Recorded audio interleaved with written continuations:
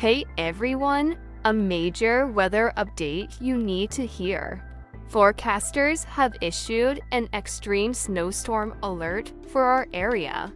And this is not your average snowfall. We're talking about potentially historic amounts of snow, blizzard conditions, and dangerously low temperatures hitting us very soon. This is the kind of storm that can cause widespread power outages and make travel nearly impossible. So it's crucial to prepare now. Make sure you have enough food, water, and warm blankets to last several days.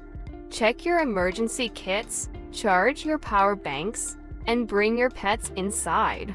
Please stay off the roads unless it's an absolute emergency. The most important thing is for everyone to stay safe and warm. I'll keep you updated as we get more information. Look out for each other, and thanks for watching.